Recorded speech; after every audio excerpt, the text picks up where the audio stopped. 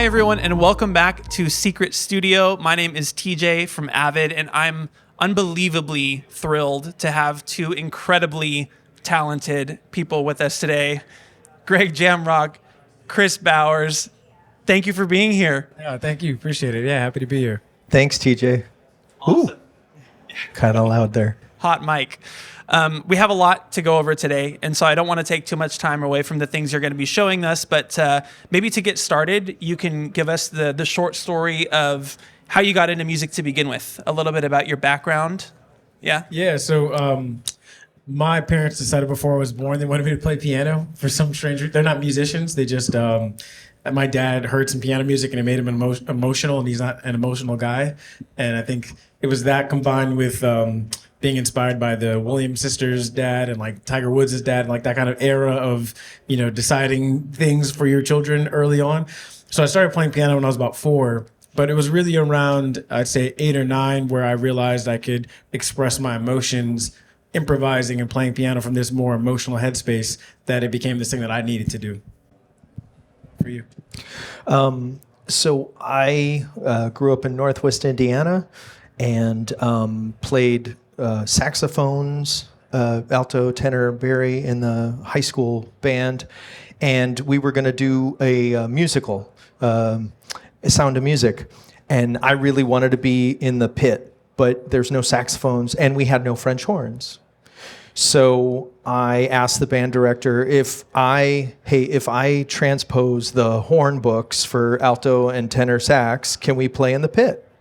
Sure. So my father had a old DOS PC computer, and he had bought me an early notation program. This is before Windows, no Macintosh user interface, no mouse, no clicking.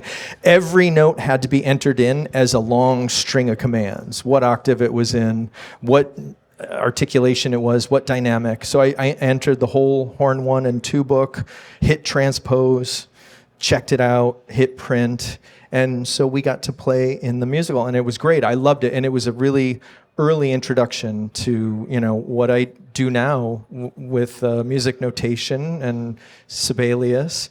And I went to Berkeley after that. I also played guitar. Had an internship through Berkeley in Southern California with a music editing company, and got to be a part of David Newman's score for Anastasia, which happened to be the rededication of the Fox scoring stage. This was in 1997. And so I met all the people that I wound up working for or with through the years, David Newman and, you know, all these people. It was incredible. I started orchestrating for him in 2000, and my partner Joe Zimmerman and Abe Libos and I founded our company Fine Line Music Service 3 years ago, and here we are. It's been fantastic, a ride. Amazing, yeah. So that's a little bit about your history, and tell us what you do, just to introduce you guys to the folks watching. Tell us what you're doing currently. Yeah, so I'm primarily a composer, pianist. You know, I went to school for jazz piano. I went to Juilliard, and then I got into film composition. And so, you know, with that, it's writing the underscores, the emotional kind of musical bed, if you will, for the film and shows that I work on. And then I've also been doing a little bit of filmmaking as well. I directed a couple of short documentaries in the last few years, and am getting more into that as well. Some of them might have won Academy Awards. Yeah, they have, for sure. So my company, Fine Line Music Service, we're a full-service music prep house. We like to say we're the best in the world. I agree. Thank you. We use all the notation software, but we really love Sibelius. You know, we can do everything from the point where Kris writes the music to, you know, getting it out of whatever digital audio workstation that he's working in and into a sketch, and then get it orchestrated and then get it copied. So the flute part and the clarinet part and the violin part, and then print it out, book it up. You know, when you do a movie, you've got hour plus of music, and it's a lot of paper and a lot of record keeping. And so, yeah, we've got, we worked on Last Repair Shop with Kris last year, Oppenheimer, this year, Wild Robot, and we've got a lot going on. And this is our third year in business. The both of you have an unbelievable body of work. We could talk for a long time about the things that you've worked on. We're going to talk about the Wild Robot today. I'm really excited to get into that. And I have to mention, Oscar nominated. That is so exciting. That is so exciting, Kris. Man, that is so cool. Congratulations. Speaking of Wild Robot, I'm curious. I want to know, how did you find your sound for that score? It's so distinctive. It's a perfect fit for the film, and I'm curious how you found that sound. First, it was talking to Chris Sanders, the director, about how I wanted to work with him to find a sound that could represent both the futuristic aspect of Roz, the main character. The film is about this robot that becomes a mother to this baby gosling after being deserted on an island, and so needing to have this futuristic sound for her, but wanting to make sure that the primary sound was this organic signature that could represent the wilderness and all these animals that she's interacting with. And the other thing Kris and I talked about was it was so important that there were going to be very clear themes, very clear melodies, so that in instances throughout the film where there isn't much dialogue, which is pretty consistent in the film. I mean, this film probably has like 50% of the dialogue most animated films have. And Kris would constantly strip away more dialogue to make room for music. He was wanting to make sure that in those instances where there's no talking, that the score is telling us what we're supposed to feel. And I think that melody is so helpful in doing that in a way that can transcend the time of a film so that we understand what themes are being carried across the film. So my first instinct was to try to focus on that palette part of it before I even wrote the melodies. So on the organic side, I was thinking, one, I wanted it to be largely orchestral because, again, Roz is this singular synthetic being on this deserted island. So it needed to be mostly organic in my mind because it's really about how this island's impacting her and making her almost more human. And so making the synth score didn't really make sense to me in that way.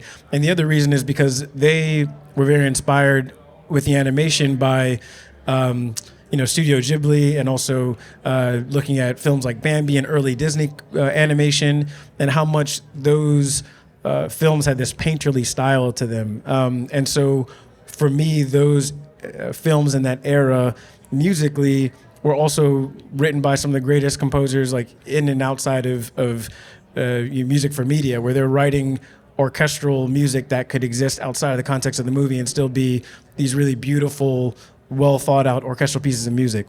And so for me, it was like, okay, that's my bar in terms of what they're doing animation wise. I want to make sure that the music is living up to that orchestrationally. And then having another element that can make it feel modern. And so I was talking to Thomas Kachev, who's an incredible composer on my team, and he's really steeped in the classical world.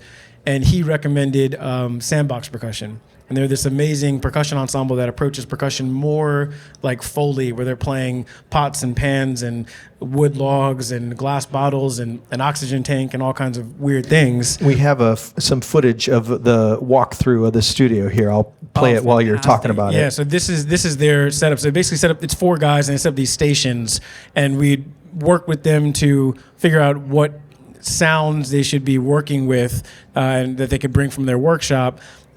With the mock-ups that I did. So the first cue I wrote, not even a picture, was an approximation of how they play their percussion ensemble music. And then I wrote another cue that was for a scene to picture that was a broader exploration of that once Kris had signed off on that sound.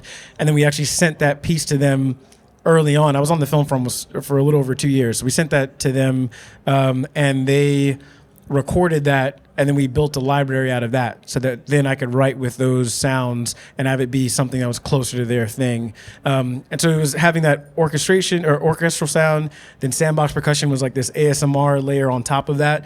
And then it was exploring the synths. And so once I had those palettes, then I stepped aside and focused on themes and writing melodies that felt like they could express some of the emotional aspects of the story, and then melded that with the palette. Incredible. Wow. That is really cool. So we're going to get into the score a little bit. We're going to open up Sibelius and take a look at some cues. Before we do that, though, I had some colleagues that got to watch you both work in tandem in London. They came away floored.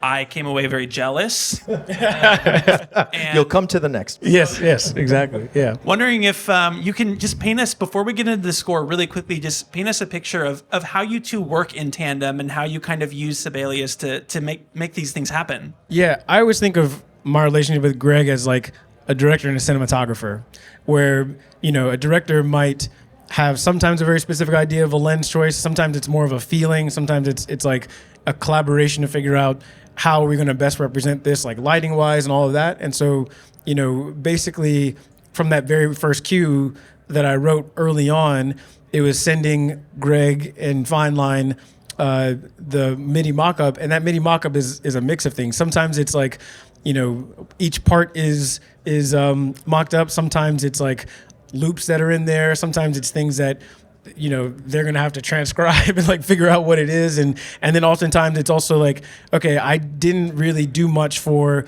the woodwinds in this section, and like, can you fill that out? Or I have no idea. This is like the gesture that I want. I don't really know how they need to write that out. And that's the beautiful thing about trusting Greg, is that then I just send them the, everything coming out of the MIDI coming out of my Logic session, and then they ingest that, and you can talk about how it gets there, because I don't actually know that part. So talking about workflow on Wild Robot was very unique, because we had this sandbox percussion session that was going to happen in New York, and it was going to happen a week before the orchestral sessions. So as with everything in the entertainment industry, Kris is writing as fast as he can, and then it goes for approval, and then that's process takes time. So then he can't send us material until it's approved, right? And so once that happens, then we have to prioritize and go, okay, we're going to make the sandbox first. So for what we did, we made a score, which is all the sandbox percussion. It's a representation of what his MIDI sounded like. So it's a combination of the MIDI data in whatever digital workstation, and then audio that you're hearing. So they'll send stems. So there's always a 2 mix, which has, basically it's just everything together in a stereo mix. And then there's stems. So we called it the junk percussion. And so that's why this says junk percussion score. And so this is just a representation of that. So I'm just going to play this is just the junk perk for this cue.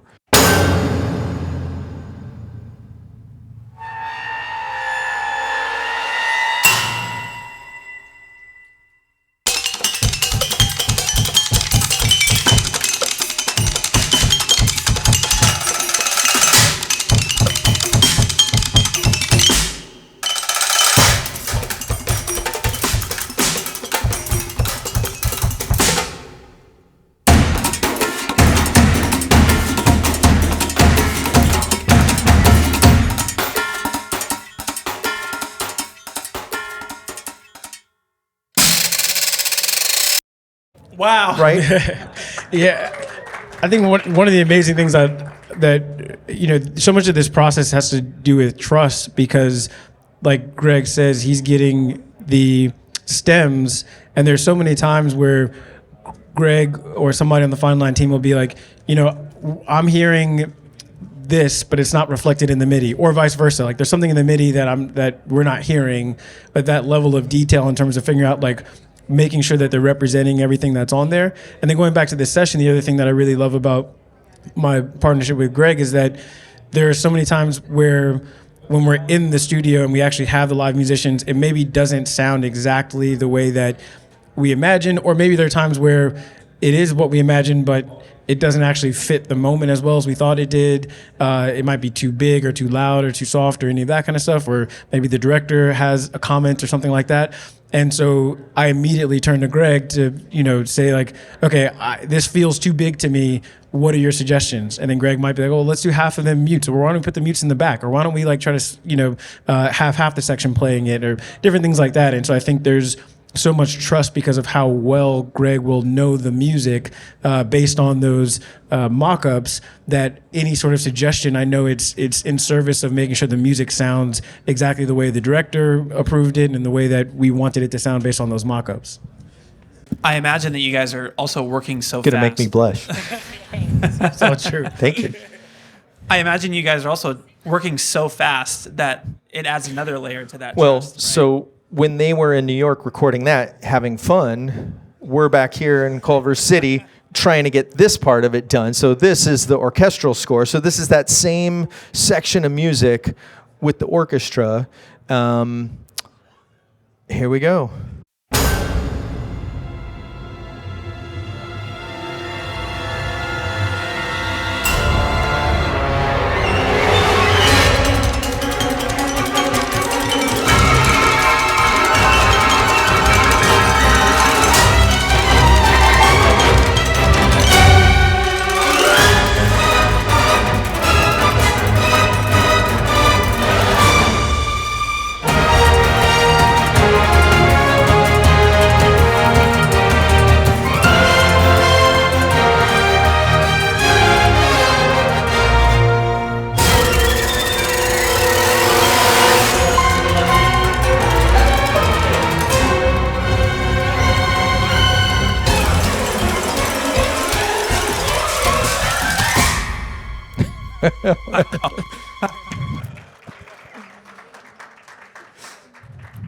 Incredible. Yeah. Can you break this down a little bit for us? Tell us. Yeah, so usually when I start, it kind of goes back to what I was saying about my process as a jazz musician, where I will watch through scenes and I think about how it makes me feel, and then I go to the piano and I improvise until I find something that makes me feel something similar.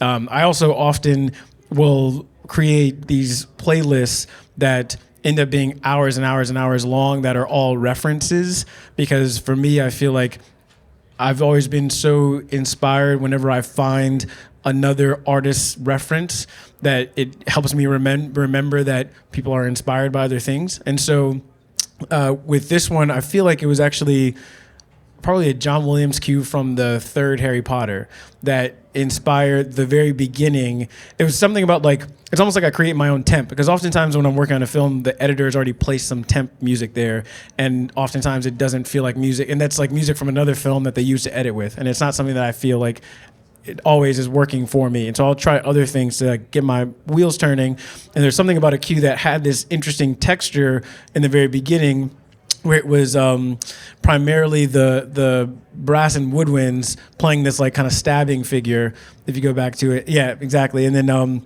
it was starting off with that and having an idea of a tempo that kind of launched me off.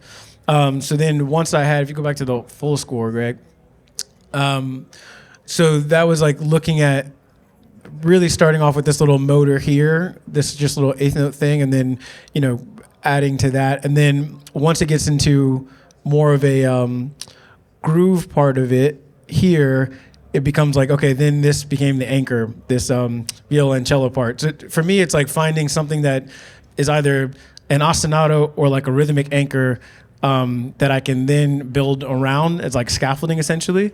And then once I had that tempo, it was also like starting to do the sandbox percussion stuff. And with that, it was, it goes back to like the jazz background thing where I would maybe do my own mock-up of a like a 16th note pattern so that it was played in and not just like mechanically put in, and has like accents and things that just naturally come up. And then I'll go back and like just delete ones and try to create these rhythms that like to me feel very similar to when I'm comping as a jazz musician, like that, just like different things like that. And then back to the collaborative aspect, it was, creating enough of that to then have Thomas's input on what else Sandbox can do. And then there were definitely a lot of these sections that were probably, I don't know what you'd say, Greg, but I feel like by the time I have a mock-up that's sent over in terms of like how much of this instrumentation is present there. It's definitely not 100%. I'd say like it's a pretty large percentage, but a lot of that then becomes Greg ingesting that material and suggesting like other doublings of things or like other parts that might be able to play things. One of the things that, so two things. One, the computer can do anything, right? The computer can play for 4 hours without taking a breath, right? It's also... and so translating that into what a human can do, a very, very talented musician can do, but still there's limitations, right? And so knowing how to get so exactly, this, I think this was a trigger, right? So you hit, right? But then to get them to do this, so this, you have to figure out, okay, what can the flute play? How low can it go? Where does it need to take a breath? So the dovetailing of this is really, really, very complicated. And takes a lot of time and thought, and you want to do it in a thoughtful way. There are a lot of different. Sometimes your time is so limited, you just go stagger breaths. And so, I like to really, like I said, I played alto saxophone, tenor saxophone, baritone saxophone, flute and clarinet. I like to really focus on the winds. I find that in the industry, people, whatever instrument they grew up playing, they kind of focus on. I like to really pay attention to the winds and give them places to breathe. If they come up to me after the session and are like, "Thank you so much. I know I've done a good job." And then the other thing is that the sample libraries have, become amazing. They're really incredible what you can do with them, but they're very heavy. And what I mean by that is the weight, the sound, audible weight of it is very heavy. You can have a really effective score where you're just hitting, a middle C on that violin patch. It sounds really full. It sounds really big. But you give that to the orchestra. You've got, a 100-piece orchestra, and just the firsts are playing a C. It sounds tiny. And so what we bring to that is the knowledge of how to notate it so that humans can play it and read it, and it's going to sound like what he's given us this idea of what the audio should sound like. And so we're trying to emulate that. We're trying to bring his vision into a reality with these amazingly talented musicians, but doing it in a way that they with their limitations of being human and having to breathe. And I think another big part of that too is one on my end, it's creating a mock-up that the director can listen to and feel like that sounds like a finished thing and that sounds great. And also oftentimes they're taking those mock-ups and putting them into the test screenings up against other temp music or in a theater, and so wanting it to feel like it has this big cinematic sound. And then it's really relying on Greg to say, well, you know what, in order to have that melody speak in the strings and have this ostinato that you have speak, we have to really do that in 2 passes, and like breaking those things down, and also figuring out how to make sure we have enough time to do that. Like there's so many times where we don't necessarily have enough time to cover all of the passes to make something sound as large as possible. So then it's really, that's another, huge thing that I rely on Greg on, is figuring out how to make sure that we not only get the right sound and it's as big as possible, but we even logistically can do that with all of the different passes we're gonna have to do. Or there are often times where, we figure out that the passage, I forget which cue it was, but there's a cue where the woodwinds just really couldn't play this rhythmic figure. And so in the middle of that session, Greg has to go on Sibelius and figure out how to rewrite that figure so that it sounds musically as close as possible to what I wrote, and at the same time is something that he can figure out is going to be easy for them to play. So it's a lot of like juggling of logistics at the same time. Oh yeah, this we got it right here. Yeah, we got it right here. I can play that for you. Actually, we have a great example of something that we were just talking about. So this line here, I'm going to play this for you. So this is the egg and the fox.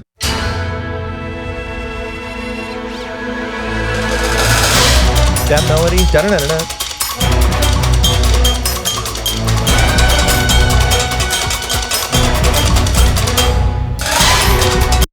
So yeah. Wow. Amazingly fast melody and great for a piano player. But it presents us with so many problems when you put it in the orchestra. So first thing is violins tend to go out of range a lot on that melody. So what are we going to do there? And then Kris added the horns with it, and it's not idiomatic for the horns. You know, da da da da da is a really hard thing to play for the horns. So we've got to ingest that and go like, oh, okay, so how is this going to be? Kind of probably violas because they have the range, but we need that sound of the violins because they're going to speak a lot more. And then what are we going to do for the horns? So on that melody, what we did was we leave out the low F sharp here for the violin, right? But they're playing, so you've got even added some cello on top, so cello, viola, and violin. And then for the horns, we did this thing where we kind of cheated it. We kind of cheated what they're playing. They're not really doing the whole thing, right? They don't need to They don't need to do every note, and it gives you that sense that the horns are reinforcing it, but it's not really there. It's kind of a ghosted note, if you will. So little things like that is really, the kind of the relationship that we've forged to be able to kind of psychokinetically do that. You know, it's a fun working relationship. And sometimes you try something and Kris is like, no, that's not good. Yeah. And sometimes he's like, yeah. So I like those times. It's an unbelievable amount of consideration. Everything that you're keeping track of, right? I know that we're going to have a lot of Sibelius users watching this and really interested to see how you kind of get the most out of this program, Greg. So maybe you can talk to us a little bit about how Sibelius plays into your workflow and how you really leverage the tools to move as fast as you do. I mean, it's unbelievably quick that you move through this.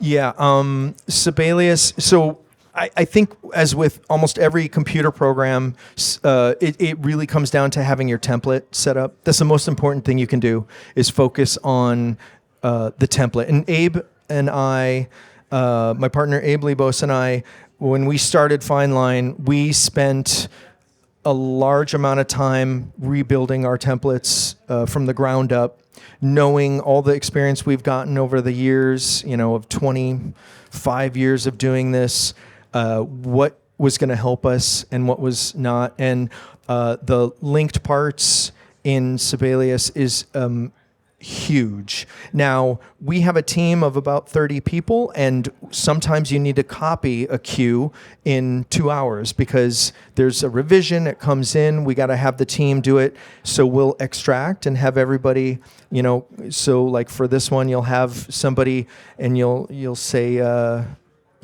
if you could please copy the flute part. So you do all the flutes, and then you'll do the clarinets, and you can get it done in a really, really quick amount of time. So that doesn't really lend itself to linked parts because it would take one person quite a long time to do that. But our template gives us the ability to also have linked parts. And if it's a smaller piece of music or if you have more time, Sibelius allows you to very, very quickly extract parts, lay them out. Music copying is a whole art in and of itself. And back in the days of copying by hand, the thing that everybody talked about was like, oh, what's their hand like? What does their penmanship essentially look like? That was really prized.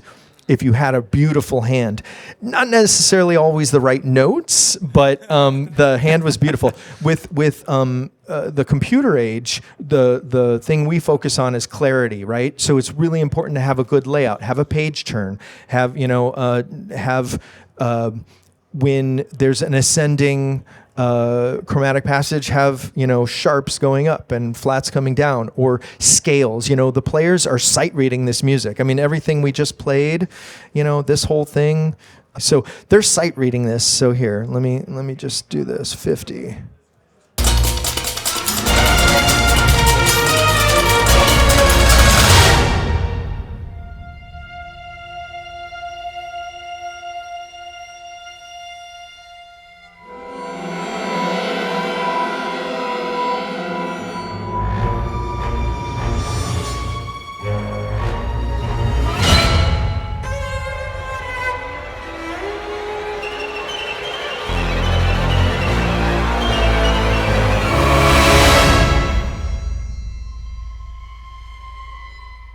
No, we're here. Wow. So, all that's being sight read. So anything that we can do on the parts to make it clear to the player what to do. They really like to see scales because that's what you practice all day, right? Is scales. Things that look familiar, is if the run is kind of in a minor scale, you want to give that appearance so that they can just see it and go, I know what to do, and play it. They don't have to think. I always like to tell the team that really, really bad music prep sounds a lot like really, really good music prep. It's just we're putting that onus on the players, and it makes it a lot harder for them to do their job if it's not done well. So we really like to focus on getting, every part laid out really well and harmonically spelled really well. And Sibelius excels at that. It's really fantastic. There are even times where I feel like you guys are remetering things because like the way that I maybe heard it isn't the easiest way for it to be played, or there are other times where the session was not well kept in terms of like how the meters were falling with the piece of music. And when it gets conformed, so the picture, Kris will write it and it will all make sense, and then it gets conformed to picture, and at that point you're just chopping and going, okay, now this fits here, and the meters kind of stay from what they were before, and they don't make sense and line up with the harmony and line up with the melody. So we'll just put that back. And also there are times where I feel like, because I'll play my own piano parts, like the solo parts in these scores, and I might have preferences of like wanting chord changes in there because I don't necessarily want to play exactly the same voicing that I played when I wrote it, but at the same time, wanting to have that information there. And so that's always very helpful whenever I see these parts, even for these performances that were oftentimes like kind of done in a very rubato way, and Greg is very good at making sure there's notes about like this is a little bit behind the beat or different things like that, so that there's a lot of clarity when I'm playing something that I maybe played in originally but haven't seen or haven't thought of since months before we're recording it. And that's a great segue into I Could Use a Boost. So we have a thing that we always do for Kris's sessions, the Kris piano part, and we'll pick out the solos and stuff that we go, oh, Kris is going to want to play that, and sometimes he's like, oh, I also want to play that, so we'll get it. But so this is a good example of a piano part for I Could Use a Boost.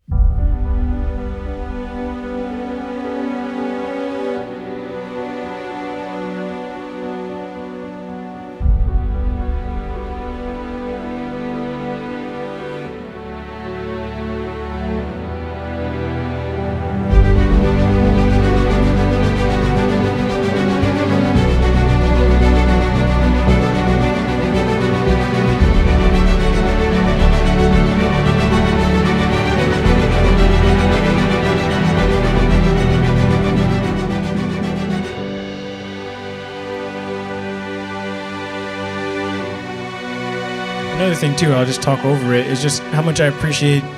I'm being mindful of dynamics with the mock-up, but those are also slightly interpreted in terms of like what actual marking to put on there as well, which I always appreciate the fact that we get there and we record it, and it's pretty rare, I'd say, that we have to change dynamics, because I feel like for the most part, the way that Greg heard it in the mock-up is really well articulated in the score. My favorite part is when, because there's a psychology to dynamics. Everything's relative, right? You're not saying 4 dB. You're not saying negative 12 dB. You're saying kind of loud, kind of soft. What does that mean? What does that mean? It means something different on the morning that your kids were driving you insane, as opposed to the day that you woke up in a really great mood, right? It's very different, and it's all relative. And my highest form of praise is when, we'll be at a session and somebody will say, oh, no, this is too quiet. Let's, everybody up a dynamic, and then we record it, and they're like, you were right. Let's everybody go back to the ink. That's always my favorite part. I love that because it's, it is. You look at the page and, we've studied so much our whole lives to try and interpret this, but then there's also that part of you've got 80 people in the room interpreting it and then filling up a room and moving the air. And what does that mean, and how does it react when everybody's there? And for this score, we recorded the strings and the winds and the harp and the piano together. Sandbox was obviously recorded separately. The brass was recorded separately. Same studio, just a different time. And the choir was at the same studio, different time, and the percussion. So, you also have to think about that, and, they're not there in the room at the same time. How does that all fit together? It's experience and just a lot of listening, and it's a fantastic team. I love this team. It's a really been an amazing whirlwind. That's incredible. I could feel like I could just sit here and just listen to this score for so much longer, but unfortunately we're time limited. We have about 5 minutes left in our conversation. I would love to hear from you both.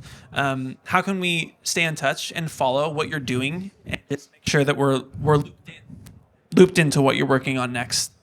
Yeah, my website's just chris@chrisbowers.com. I will say that I've actually just started, I've only done it maybe 3 times now, but I've just started a mailing list on my website where I'm sending out scores. Just because for me, I feel like there's almost this like bootleg zip drive of like scores that passed around of like John Williams' handwritten scores and like scores from this movie.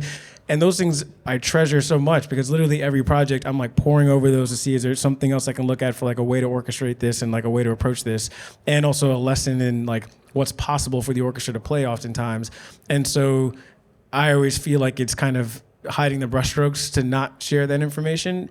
I'm sure that certain studios probably be upset with me for doing it, but that being said, for educational purposes, everybody's been fine so far. But I have started doing that through my website, so just chrisbowers.com, and then my social media things are just Kris Bowers Music. And as far as what I'm up to, I'm working on another animated film for Sony right now. Also working with Blitz Bazawule, who did The Color Purple, on his next film, which is a samurai film. And then we are working, I made this short documentary that Greg also worked on called The Last Repair Shop that won an Oscar for a short doc last year.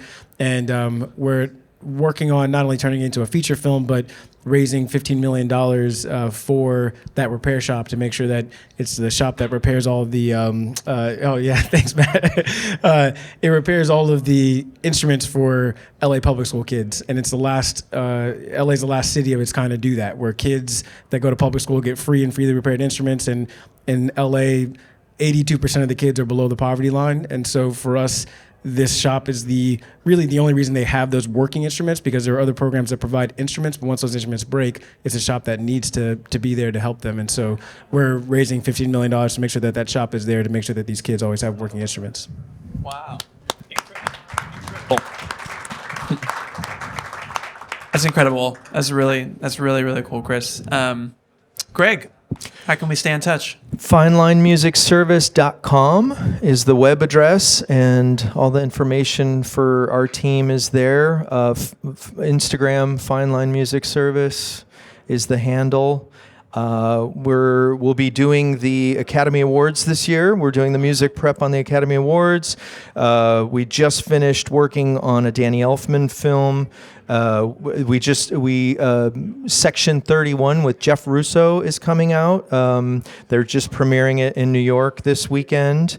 There's just a lot going on, and we're very, very fortunate and feel very, very honored that people like Kris trust us with their music, and we do everything we can to make it what they want it to be. Wow, unbelievable. Thank you guys again so much for your time. Thank you. Thank you. Thanks for having us. Thank you. This has been truly, truly phenomenal. Again, can't thank you enough. Thanks for joining us for Secret Studio. Make sure to check out the other Secret Studios that we have on our YouTube channel, and we'll see you next time. Thanks, you guys. Thank you. Thank you. Thank you. That was so good.